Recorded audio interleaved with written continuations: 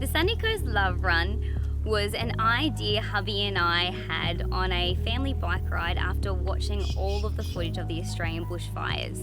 We just wanted to help and we felt a little helpless, so we decided to donate a truck, and within 5 days I was blown away by the generosity of the community, and we were in fact able to provide 3 truck and trailers full of brand new goods. We knew we wanted to have a direct impact on a community that had not received any aid, and I'd been in touch with Tony and Ange from Cobargo in rural New South Wales. They explained that they were in full survival mode and in desperate need of just the basics. Together we wrote a specific list of exactly what was needed, and I put a post out on social media stating that we were collecting donations for the Love Run to Cobargo. I was in contact with them on a daily basis, updating them on our collections thus far, and I chose to focus on a specific larger item each day. The local news and radio stations helped to get the word out, and the response was simply overwhelming. It was such a team effort from all involved, from people who volunteered their time packing and sorting, to others who spent hours on the phone in contact with local businesses, to those who physically donated, and even those who shared the post to help spread the message. No one sacrificed as much as my husband, Matt, who gave up 2 weeks working, surviving on 2 to 3 hours sleep a night, and backing it up with driving one of those trucks for 5 days. We had businesses who gave big ticket items such as generators, building supplies, shelving, and a full cold room full of fresh produce and beer, and half a truck filled with medical and animal supplies. The Sunny Coast community really stuck together, providing all of the basic items that Tony and Ange had specified.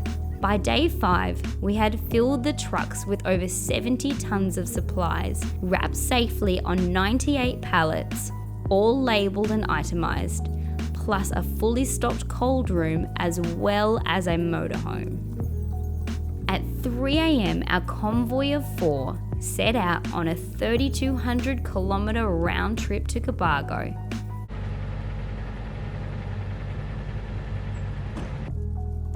Including a 7-hour police escort through the smoke haze landscape that had been ravaged by the bushfires.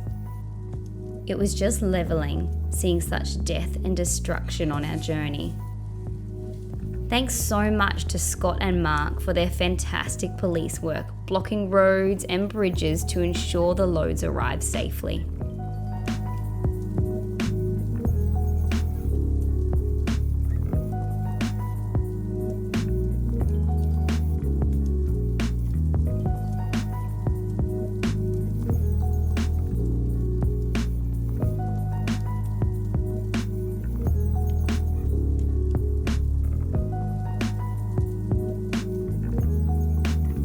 We then spent the next 5 hours hand unloading the trucks and trailers, with help from the RFS assisting with the fresh food from the cold room and ensuring the distribution of those perishable items amongst those who needed it.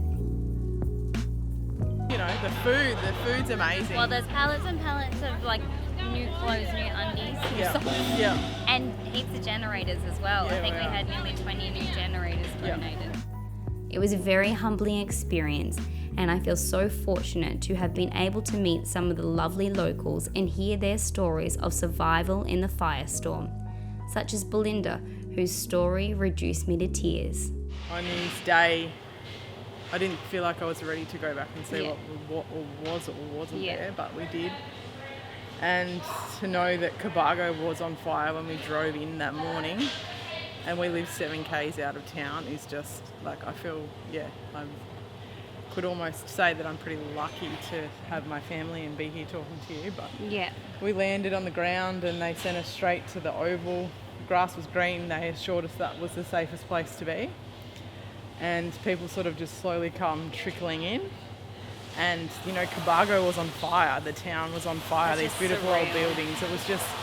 It just feels a bit, a bit crazy to think that that's what was actually happening. It's one of those things that you probably can't even make up in a movie, but that afternoon, you know, Alf appeared and Ange appeared, and like they were on, you know, they were so grateful to have their house, and they were like, right, we need water. People were bringing up food and just volunteers, you know. It wasn't, this wasn't, you know, we were just doing it because that's what we had to do. And then a few days later there was a generator, so we had power and we had a warm shower, and every day there was just something more and more. And then, you know, Jessie volunteered to take care and facilitate all of this, and then volunteers were coming in to sort through it, and it's sort of, it just blows your mind. And here we are on day 12, and you guys have come from the Sunshine Coast, which is just, I don't know, there's just no words for it. And I think if I was to speak on behalf of everybody else, you know, thank you doesn't seem enough, but people couldn't get to town because they didn't have fuel, or they might not have had their wallet, so they didn't have any money to go and buy the groceries. So it does, like, it means a lot, and it's, you know, it's come from so far.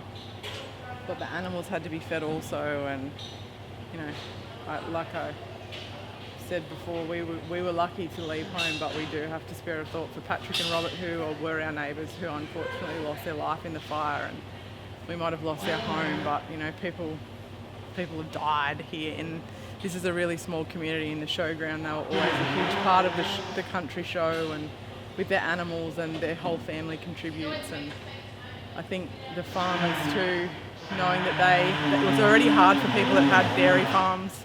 They're running out of water, they had no feed.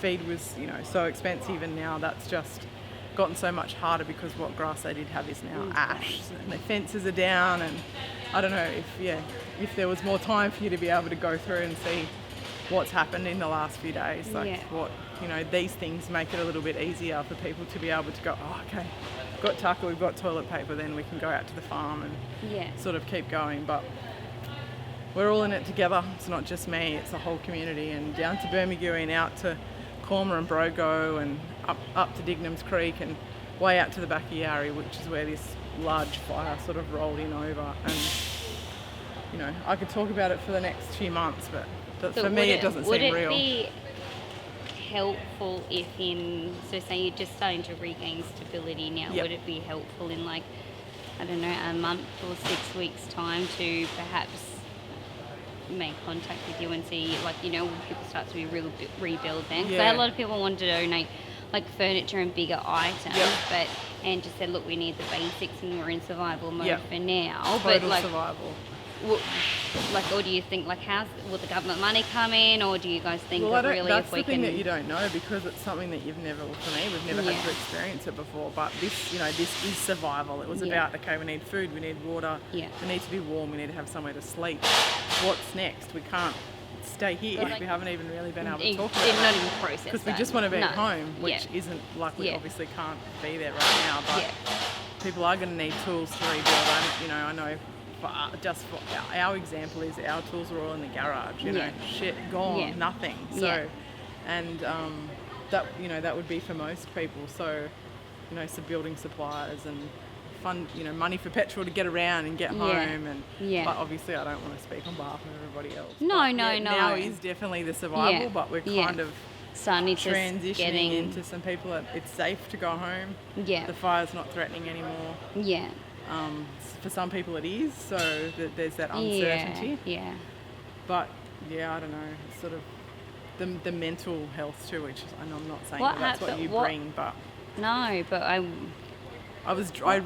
relived it last night in my sleep, and I can't imagine what that would be like for the little people that have had to go through it, or, you know, some people that aren't able to process it. But I was back there, and I was going through the whole process of what we did that night, and we've got to talk about it. You know, I'm someone who is comfortable talking about it, but others will just internalise and that's where it compounds and things get really bad. So, you know, I'm so grateful that Cobargo and the wider communities have come together, and we've been able to stay in Cobargo, because that was the other thing, is that the evacuation centres were so far away, and there were so many people, and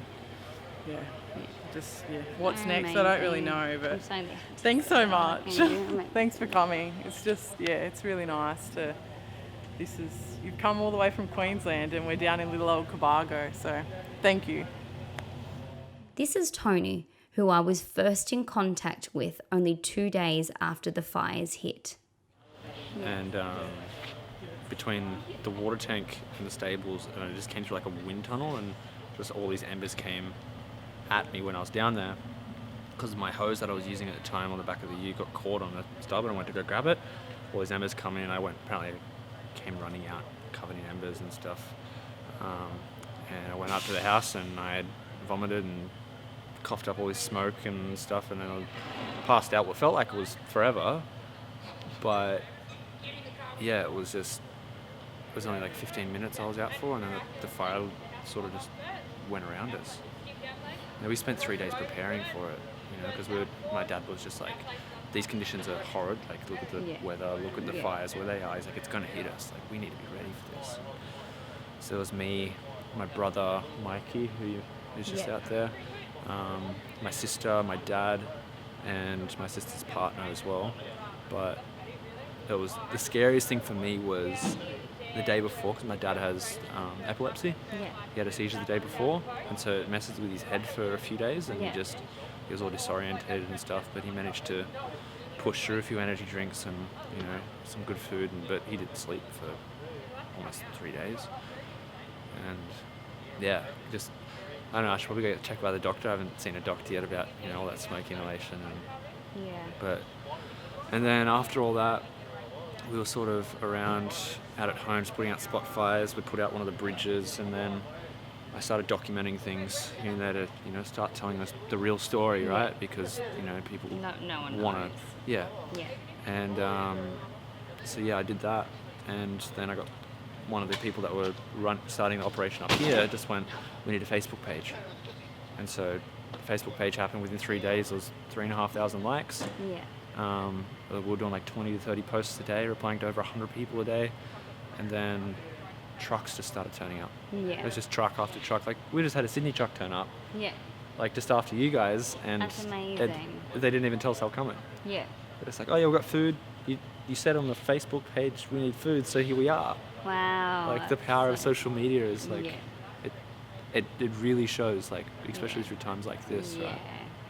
And like, on the side here, all this, it's all community.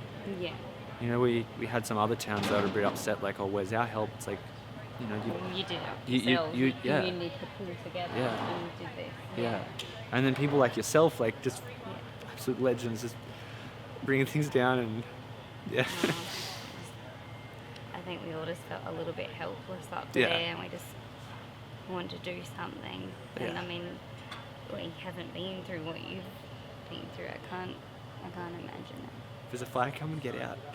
Just don't stay. Like, I've seen some, it just wasn't normal. Like, there was just tornadoes in the fire, just ripping trees clean out of the ground. They just, like they were nothing, right? And, like, the fact that we're still here, that I'm still breathing with you right now is, like, out of just pure miracle. Like, no amount of prepping would have stopped it. You're meant to make it to get the Facebook page up, to get all the things. Without you, this would not have been possible. Without you, these trucks wouldn't be here. Without you, none of this would have happened. It just feels also surreal, right? No, you're amazing. You are amazing. This is Mikey, who, like so many, literally lost everything. The fire brigade turned up and they said, it's coming, be ready, we'll try to be out here to defend, which they obviously couldn't because they were overran here in Cobargo with everything burning. And that was the only sort of warning we had. We knew there was a fire out there and we were under threat, but then once the fire brigade told us and said it was a firestorm, we were like, righto, we've got to get real ready. Bushfire and a firestorm are very different. Firestorms create their own weather pattern and everything, so he comes charging in, the stables are on fire. He comes charging in on the tractor, just rips everything out of the stables that's on fire, and then we just dump water over everything that was left on the ground. But did you have like a water supply right there? Obviously you were getting prepared the day before. We had all of our water supply was all set up with sprinklers, firefighting hoses around the house and everything, but halfway through the firestorm all the piping melted, so we lost all water. Yeah. All we had was 2 utes with 1,000-litre drums on the back with firefighting pumps. Goes through that quick. And yeah, that would last 10, maybe 15 minutes, if that. We'll be pumping straight out of the pool and into So did you guys go and buy those things, or do you always have fire hose on your property? Is that normal to always have We that, used to or- always have a few things here and there, but it was only probably 4 weeks before all this happened. My dad went out and bought all new firefighting gear because he knew it was going to be a bad season, Yeah. like all new hoses and everything. Wow. And thank God he did, because if he hadn't, it would have been a different story for us. Mm-hmm. We wouldn't be here. No, we wouldn't, I don't reckon. Yeah, being completely engulfed in the fire I'm never doing it again, I don't think. No, Unless I'm forced into the situation. Yeah, someone asked me if I want to join the RFS. I was like, nope, I'm good. you can keep those fires. I'll go somewhere in the ocean. Yeah, I moved to Norway. Everything's snowy there. yeah. Fires. I'll come visit you there. yeah, come to Norway. Do you have flashes? Flashbacks? I asked, but Yeah. Yeah, definitely. You do? I had one the other day. That's why when I messaged you, I said I needed to take some time because Yeah. I was sitting with some friends and they were watching this video of the fire he's going through, like the fire front, And it and was like just all these too embers and close stuff. And I to- was just like, I was sitting there, I was fine, and I just started crying. I was like, what is this? Why am I feeling like this all of a sudden? And I'm like, okay, that's a thing that I need to be aware of now. Like, Yeah. it's time to take some time for me, right? Because yeah, you're flat out here trying to help out, and you've been working and helping where you can here. And Yeah, well, trying to figure out what I'm going to do. Yeah. Because everything, as Zoe probably told you earlier, everything of ours is gone, so. Yeah. But yeah, Do you want to tell them what happened yesterday? Or not yesterday, day before? what happened the day before? What were you looking through in the ash, Mikey? Oh yeah, found my Zoe's engagement ring and I proposed to her in the ashes of the house. You did not. Yeah. You bloody legend. That's So, the best story I've heard ever. I was trying to find it first. But Wait, she said yes, right? Yeah. Oh, congrats. That's awesome. Yeah, I was trying to find it before she did, but she knew of the ring, but she didn't know where it was or anything. And yeah, I sort of said, look, we got to find some of this jewellery that was in the jewellery box, and it was all sort of in the same cupboard. I had it in a separate drawer. Does she know it was there? And she didn't know it was She there. didn't No. at all? No, No. that's good. That's so exciting. She knew that I had a ring, but Yeah. she didn't know where it was. Yeah. And she was waiting for the day, but I was making her wait. But yeah, her and a friend found it first, so I had no choice. I was going to find it and hide it because we'd meant to be going to Vanuatu in 8 days. Oh, Because we already had plane tickets and everything booked. We were like, nearly weren't going to go, and we're like, nah, bugger it. Everyone we've spoken to about it said, just do it, get away from You've here. got to go. Yeah. You've got to go. Yeah.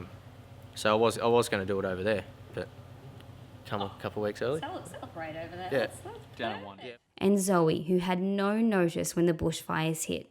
She just scooped up her 18-month-old daughter and fled for their lives. Yeah, so we were separated. We left our house on the Monday the 30th because of the bushfire danger, and I went to my mum's to stay the night, and he went out to his parents to help fight the fire out there with his family. And I think it was 5-ish, I really can't give the exact time, but around that really early morning in Cobargo, we got woken up to the neighbour coming in and just telling us to get out. And it was, so I come outside and there was just this, heat on the horizon, and you could see the flames looking up the highway from my mum's house. So I thought, the fire's, it's about to hit, we better get out. So I got her ready, and I grabbed my food and my one bag I needed to grab. And we got in the car, and I hadn't realised that the fire front, there was two, coming from different angles, had actually already hit Cobargo from the other way. So we came driving through there, and just me and her. He was still in Wandella, and I'd contacted him saying that we're getting out of there, and I'll call him when I'm in Burmie. And driving through the road to Burmie, Coolagah Light, so it was all on fire as well. And it was just terrifying. because we heard, like, we thought it was raining about half an hour beforehand, but it was obviously embers starting to, come. That's surreal. Yeah, terrifying. So I left my mum behind with the animals, and just got out of there with her. And on the way to Burmie, I got a text message saying, evacuate Cobargo, and that was the first kind of notification that the fire had hit Cobargo. And we got to Burmie, and we were told to shelter on the beach as best as we could as soon as we got there. So I was by myself with her at that point. My mum hadn't arrived yet. I didn't know if she was going to arrive, because I saw the fire, how close it was in town, and she left that little bit after me. I had no idea. But we were on the beach sheltering I had her under a fire blanket because she was still asleep. And we waited like that for a while, and I called Michael when I was in Burmie just to let him know we'd made it there. And he actually thought, at the beginning, out of disbelief, he thought I was kind of making it up or something, because the fire had completely missed Wandella at that point in time, and that we were the ones running from the fire and he was safe at that time. So yeah, he was a bit shocked to learn that we'd had to get to Burmie and now we were sheltering in Burmie. But so that was the reality for a bit. We thought the fire was coming to us there. It didn't. But at that moment in time, we were expecting fire attacks right there on the beach. But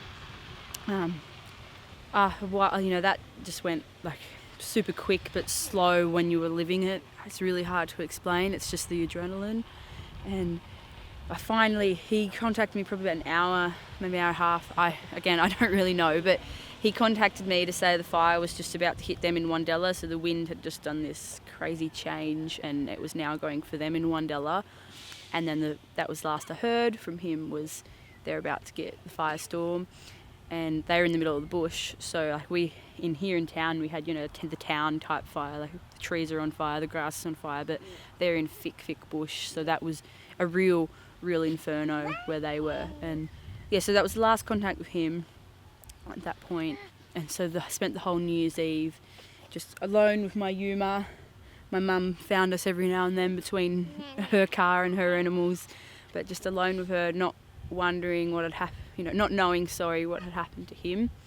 And my instinct mainly being protect her, so it was this really kind of horrible feeling to have to forget about him. Yeah. Just to put all my energy into protecting her. Luckily, it didn't get to us in Burmie, so we spent New Year's Eve just bunkering down, nowhere to go. No phone connections, so hadn't known what he'd been up to at that point. Very terrifying, very sleepless, right? And then the next morning, I decided to head back into Cobargo at my own will. We weren't meant to, but people were just driving on the road anyway. No one knew what was going on.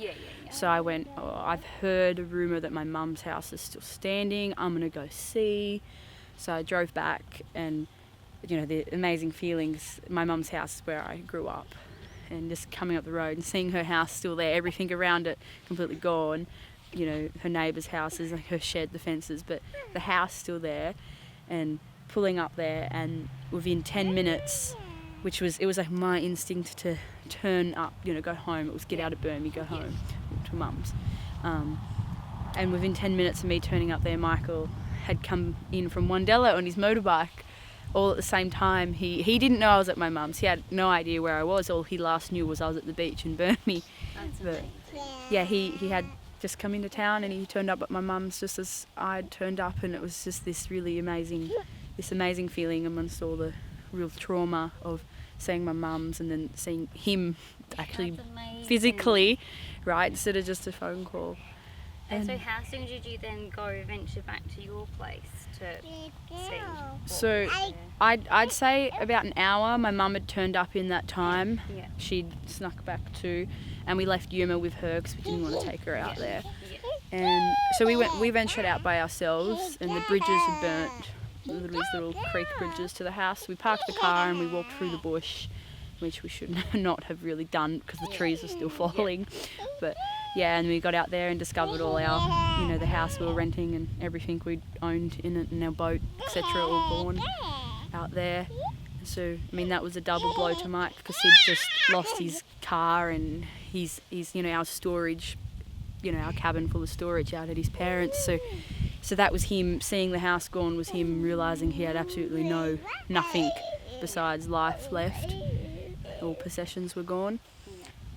Where at the very least, I had that thing at my mum's house, or that jacket at my mum's house that I left behind, but he had none. Something special came out of the ashes.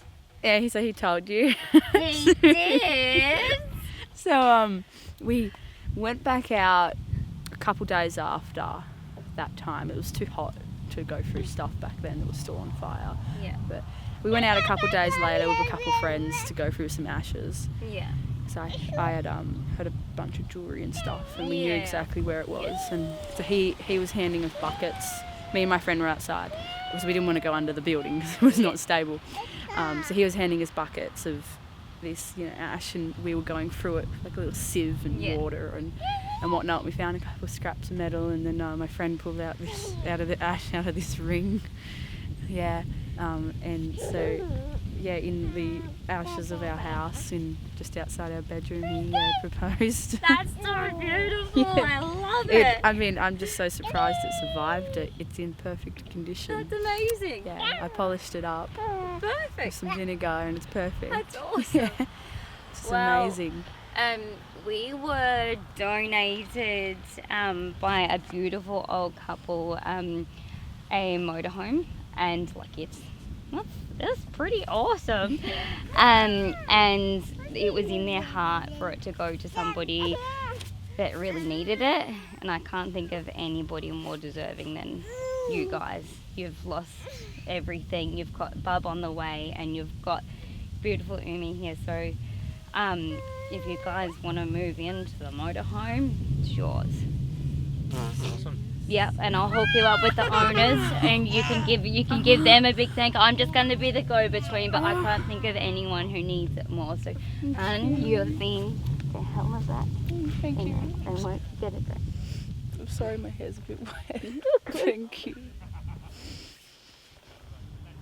This was only possible due to the team of volunteers, the kind-hearted and generous nature of so many businesses, individuals, kids. It blows my mind of what we can achieve when we work together. You know if you've helped. I know in my heart I will never have the words to express my gratitude to you. So thank you. Thank you for helping us really make an impact to so many people's lives and to save so many animals' lives. Thank you.